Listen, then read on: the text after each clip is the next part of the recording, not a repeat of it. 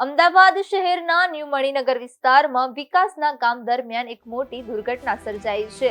Drainage line માટે કરવામાં આવી રહેલા ખોદકામ દરમિયાન અચાનક માટીની ભેખડ ધસી પડતા એક શ્રમિક તેમાં દટાઈ ગયો હતો, જેથી દુર્ઘટના સમયે ઘટના સ્થળે જ પંકજ કટારા નામના શ્રમિકનું દટાઈ જવાથી મોત નીપજ્યું છે.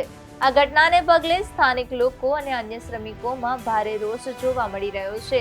અમદાવાદના ન્યૂ મણિનગર ખાતે રસ્તા પર ડ્રેનેજ લાઇન નાખવા માટે ઊંડું ખોદકામ ચાલી રહ્યું હતું. આ સમયે પંકજ કટારા નામનો શ્રમિક લાઇન નીચે કામ કરી રહ્યો હતો ત્યારે અચાનક ઉપરથી માટી અને કાટમાળ ધસી પડ્યો હતો. પંકજને બહાર કાઢવા માટે તાત્કાલિક પ્રયાસો કરવામાં આવ્યા હતા, પરંતુ માટીનો જથ્થો વધુ હોવાથી તેને બચાવી શકાયો ન હતો. પ્રાથમિક તપાસમાં માટી નીચે દટાઈ જવાથી શ્વાસ રૂંધાવાને કારણે તેનું મોત થયું હોવાનું સામે આવ્યું છે. આ ઘટના બાદ કોન્ટ્રાક્ટર અને તેની કામ કરવાની પદ્ધતિ પર ગંભીર સવાલો ઉઠી રહ્યા છે.